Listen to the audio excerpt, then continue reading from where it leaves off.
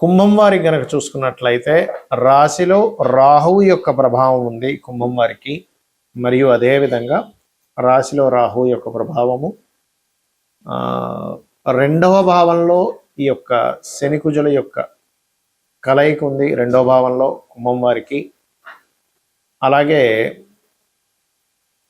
ఈ పంచమంలో గురువు, ఈ ముఖ్యంగా ఈ రెండో భావంలో మారుతున్నటువంటి గ్రహాల ప్రభావం మూలంగా మీరు తీసుకోవాల్సినటువంటి జాగ్రత్త ఏమిటి, ఏ దేవత ఆరాధన చేయాలి, ఎటువంటి విషయాల పట్ల మీరు జాగ్రత్త వహించాలి, ఇదే కలయిక మీ జన్మజాతకంలో ఉంటే కలిగేటువంటి పరిణామాలు ఏమిటి, దేశకాల పరిస్థితుల్లో కలిగే ఫలితాలు, పరిహార మార్గం, ఇవన్నీ చెప్తుంది నేనైనప్పటికీ చెప్పిస్తుంది సాక్షాత్ లలిత అమ్మవారిగా భావిస్తూ ఆ లలితాంబిక అమ్మవారి యొక్క అనుగ్రహం మీకు పరిపూర్ణంగా కలగాలని మనస్ఫూర్తిగా కోరుకుంటూ ఇక్కడ ఏంటంటే మెయిన్గా ప్రధానంగా చూసుకున్నట్లయితే ధనస్థానంలో జరుగుతుంది ధనము కుటుంబము ఆభరణాలు. 4వ భావాన్ని 2వ భావాన్ని కూడా ఆభరణ స్థానంగా తీసుకుంటారు. కావున ఈ 3 గ్రహాలు ముందుగా కలిసి ఉంటున్నాయి, శని కుజులతో పాటు రవి కూడా.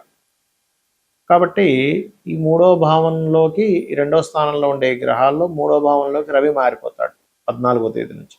రవి మారడం వల్ల అక్కడి నుంచి కొన్ని మంచి ఫలితాలు ఉంటాయి, అది వేరు. కాకపోతే 2వ స్థానంలో ఎంతైనా మీకు ధనస్థానంలో ఉన్నాడు కాబట్టి ధన విషయంలో మీరు ఏదైనా ఒక నిర్ణయం తీసుకుంటున్నారు, ధన విషయంలో ఎవరితోనైనా కొన్ని లావాదేవీలు జరుపుతున్నారు, అందులో ముఖ్యంగా కుటుంబ సభ్యులతోనే మీరు ధన సంబంధించినటువంటి విషయాల్లో లావాదేవీలు ఏదైనా చేస్తున్నారని అనుకుంటే కనుక ఆ యొక్క విషయంలో ఖచ్చితంగా 1కి 2 సార్లు 1కి 100 సార్లు ఆలోచించి నిర్ణయం తీసుకోండి. ఆలోచించి ఆ యొక్క విషయాలు ముందు కదపండి.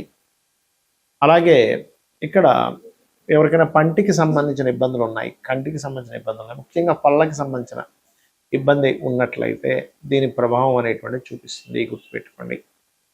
అలాగే మరొక విషయం ఏంటంటే ఇది ధనస్థానంలో ఉండేటువంటి కుజుడు శని కలిసి మనకి 5వ భావం మీద ఉండే గురువు మీద కూడా పడుతుంది. కాబట్టి కొంచెం నిర్ణయాలు, సంతానము, ప్రేమ వ్యవహారాల మూలంగా కొంత ఘర్షణ వాతావరణం కనబడుతుంది.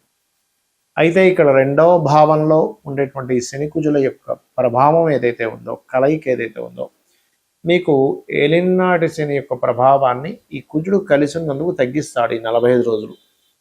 కాబట్టి గతంలో మీరు కొంతమందికి చూడండి, ధనం ఇచ్చి అడగలేకపోతున్నాము, గట్టిగా అడగలేకపోతున్నాము అనుకునేటువంటి విషయంలో కాస్త ఘర్షణ చేసైనా సరే ఎలాగోలాగా తీసుకుందాం అనుకుంటూ ఉంటారు. అయితే మీరు ఈ కలయిక 2లో ఉన్నప్పుడు మీ పర్సనల్ చార్ట్లో ఉన్న ఇక్కడ గోచారంలో వచ్చినప్పుడైనా ఒకటే గుర్తుపెట్టుకోండి, ఒక మంత్రం ఉంటుంది, లలితాసహస్రనామంలో ఒక నామం ఉంటుంది, ఓం నవవిద్రుమ బింబశ్రీ న్యక్కారి రతన చదాయై నమః. ఇది గనక చేసుకున్నట్లయితే ఖచ్చితంగా మీకు అన్ని విధాలా బాగుంటుంది. మరి ఈ యొక్క కుజుడు శని రవి ఈ 3 గ్రహాలు 14వ తేదీ వరకు కలిసి ఉంటాయి, ఏప్రిల్ 1వ తేదీ నుంచి, దాదాపుగా ఏప్రిల్ 2 నుంచి.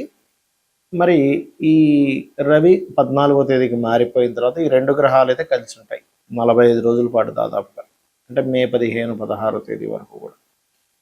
దీని వలన దేశకాల పరిస్థితుల్లో జరిగేటువంటి మార్పులు ఏమిటి? ఈ సంవత్సరం అధిపతి మనకి రాజు గురువు అయితే మంత్రి కుజుడయ్యాడు. ఈ కుజుడు ఎప్పుడైనా సరే ఇలా జలరాశుల్లోకి ఎంటర్ అయినప్పుడు, అగ్ని భూ వాయు జలరాశుల్లోకి ఒక్కొక్క గ్రహము ఎంటర్ అవుతున్నప్పుడు దీని యొక్క తీవ్రతని, అంటే మనకి ఇన్ని రోజులు చూసినటువంటి వార్ స్ట్రాటజీ ఒక రకంగా ఉంటుంది, ఈ కుజుడు మారినప్పటి నుంచి ఇంకొంచెం వేరే రకంగా ఉంటుంది, అంటే ఇంకొంచెం దాని తీవ్రత పెరగనుంది అనేటువంటిది చూపిస్తుంది. కాబట్టి ఏంటంటే మనకి మీరు గమనించండి, ఇజ్రాయెల్ దేశానికి సంబంధించిన విషయంలో కొంచెం తీవ్రమైనటువంటి యుద్ధ వాతావరణం వల్ల అక్కడ ఉండేటువంటి ప్రజలకు ఎక్కువ ఇబ్బంది ఉంటుంది. దీనికి కారణం ఏమిటి అంటే మనకి ప్రకృతిలో కొన్ని సంకేతాలు జరుగుతూ ఉంటాయి.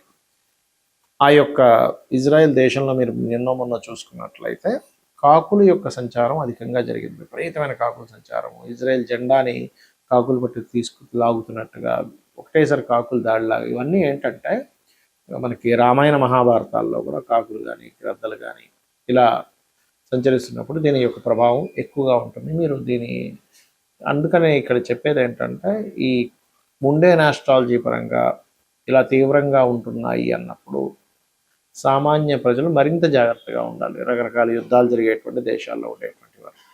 దీనివల్ల మనకి కొంచెం మన ఇండియాకు కూడా కాస్త పక్క దేశాలతో కొంచెం అనవసరమైన పోర్లు ఇవన్నీ కూడా ఇస్తూ ఉంటుంది ఈ యుద్ధం. ఎందుకంటే ఇది ఖచ్చితంగా 3వ ప్రపంచ యుద్ధానికి దారితీస్తుంది, అందులో ఎటువంటి సందేహం లేదు. నేను చాలా కాలంగా చెప్తూ వస్తున్నాను. మరి ఎవరి పర్సనల్ చార్ట్లో అయినా ఇలాగా కుజుడు శని కలిసి ఉంటే ఏమిటి, ఇక్కడ ఏంటంటే ఈ 2 గ్రహాలు ఒక రకంగా చెప్పాలంటే శక్తిని ఇచ్చేటువంటి గ్రహాలుగా కూడా చెప్తారు. ఎనర్జీ అంటే వాళ్ళు ఏదో ఏమీ చేతగానట్టుగా లేకపోతే చాలా స్లోగా ఉండడం ఇలా ఉండరు. వాళ్ళు చాలా చాలా ఉత్సాహంగా, చాలా హైపర్ అంటారు చూసారా, చాలా కోప స్వభావంగాను ఈ తత్వాన్ని ఇస్తుంది. అలా అని వీళ్ళు కోపం ఉంటుందేమో కానీ ధర్మంగా ఉండే వ్యక్తులు చెప్పాలంటే శని కుజులు కలిసి ఉంటాయి. అంటే ఏదన్నా సరే మొహం మీద చెప్పేసేయడం, మనసులో ఏది పెట్టుకోకపోవడం. ఏదన్నా సరే ఇప్పుడు మనం చూడండి, ఎవరికైనా ఇప్పుడు ఇన్ సెన్స్ కొంతమంది అందరూ ఉంటారని కాదు, మనసులో ఒకటి ఉంటుంది కానీ బయట వ్యక్తపరిచే విషయం వచ్చేసరికి వ్యక్తపరచడమో, ఈ మాట అంటే ఏమవుతుందో, ఈ మాట అనడం వల్ల రిలేషన్స్ పాడైపోతాయేమో, ఈ మాట అనడం వల్ల నాకు రావాల్సిన లాభం రాదేమో, అవతల వాళ్ళు మనల్ని ఏమైనా ఇంకో రకంగా యాక్షన్ తీసుకుంటారేమో, ఇలాంటివన్నీ ఉంటాయి మనకి. కానీ శని కుజులు కానీ కుజరాహులు కానీ కలిసి ఉన్న వాళ్ళకి ఏంటంటే ఆ ఫిల్టర్ అనేటువంటిది ఉండదు. ఏమవుతుంది, సరే చూసుకుందాంలే, ఏదైనా గొడవైనా చూసుకుందాంలే, అవతల వాళ్ళు ఏదైనా అనుకుంటారు, సరే అనుకున్నారు నాకేంటి, లేకపోతే దీనివల్ల ఇలాంటి పరిణామాలు వస్తాయేమో అన్నప్పుడు సరే ఎలాంటి పరిణామాలు వచ్చినా చూసుకుందాం. అంటే ఏమిటంటే ఈ కర్మకారకుడు శని గనక కుజుడితో కలిసినప్పుడు ఇలాంటివి ఇస్తుంది. మరి ఇలాంటివి ఎంతవరకు కరెక్టు ఇది ఉండడం అనేటువంటిది అంటే కొన్ని విషయాల్లో నిజంగా కరెక్టే. ధైర్యంగా ఒక విషయాన్ని మనం మాట్లాడాలంటే చాలా మంచిది మీ జన్మజాతకంలో కనుక కుజరాహులు కలిసి ఉంటాయి. కానీ కొన్ని విషయాల్లో మనం ఆవేశంగా మనం కొన్ని నిర్ణయాలు తీసుకున్నప్పుడు అవతల వాళ్ళు దాన్ని సాకుగా చూపిస్తూ మీకు ఆవేశం ఎక్కువ, మీకు కోపం ఎక్కువ, మీరు ఇలా ప్రవర్తించారు అలా ప్రవర్తించారు మనకి ఇచ్చిన అవకాశాలను పోగొట్టుకునే ఛాన్స్ ఉంది. అయితే ఇక్కడ ఇది మళ్ళీ ఎక్కడున్నా ఈ ప్రభావం ఇవ్వాలంటూ లేదు. లగ్నంలో ఉండి లేదా లగ్నాన్ని చూస్తూ లేదా చంద్రుడిని చూస్తూ లగ్నాధిపతే శని కానీ కుజుడు ఉన్నప్పుడు మాత్రమే వాళ్ళకు ఆవేశం ఉంటుంది. కుటుంబ స్థానానికి సంబంధం కలిగి ఉందనుకోండి, కుటుంబాధిపతి కుటుంబ స్థానం, అప్పుడు కుటుంబ సభ్యులతో గొడవలు ఉంటూ ఉంటాయి.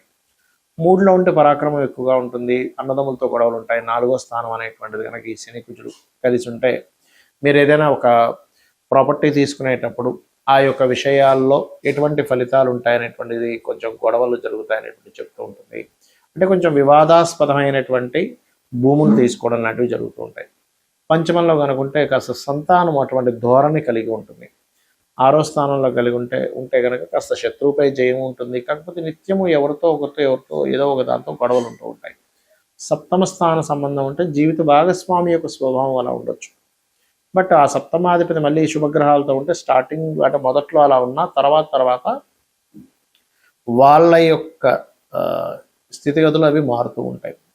ఇక అష్టమంలో కనుక ఉన్నట్లయితే ఆకస్మికంగా కొన్ని మార్పులు రావడం, సడన్ చేంజెస్ ఇటువంటివన్నీ ఇస్తుంది. ఇక భాగ్యస్థానంలో ఉంటే తండ్రి మీద దీని ప్రభావం, తండ్రికి కాస్త బీపీ లెవెల్స్ పెరగడం ఇట్లాంటివన్నీ ఇస్తూ ఉంటుంది. దశమ స్థానంలో కనుక ఎవరికైనా సరే శని కుజులు కనుక ఉన్నట్లయితే వీళ్ళ వృత్తి మీద వీళ్ళు చేస్తున్నటువంటి ఉద్యోగము వ్యాపార సంస్థల్లో అయితే లాభస్థానంలో ఉంటే వ్యాపారం మీద పడుతుంది. దశమ స్థానంలో ఉంటే వీళ్ళు చేసే వృత్తి ఏదైతే ఉంటుందో దాని మీద దీని ప్రభావం ఉంటుంది.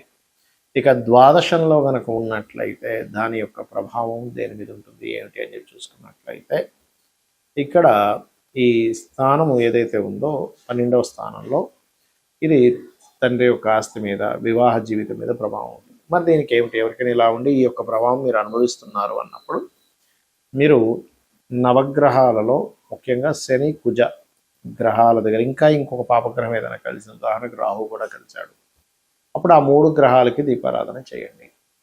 నెంబర్ 1. ఇక రెండవ విషయం ఏమిటి అంటే ఇక్కడ దీంతో పాటు మీరు చేయవలసినటువంటి మరొక విషయం ఆంజనేయ స్వామి యొక్క ఆలయాలకు వెళ్ళడము, చండీ పారాయణం చేయడం చేస్తున్నారు. దీనివల్ల ఏమవుతుందంటే కొన్నిసార్లు మనం ఆవేశపూరితంగా తీసుకునేటువంటి నిర్ణయాలు ఏవైతే ఉంటాయో ఆ యొక్క నిర్ణయాల మూలంగా ఇబ్బంది మనం పడకుండా ఉంటాము ఇది చేయడం వల్ల. అదేవిధంగా అభిషేకాలు చేయించడము, గోవులకు కాస్త క్యారెట్స్ బెల్లము తినిపించడం, ఇవి చేయండి. మీ జన్మజాతకాల్లో ఒకవేళ ఈ యొక్క కలయిక ఉన్నా కూడా మీకు ఇబ్బంది కలగకుండా ఉంటుంది. శ్రీమాత్రే నమః.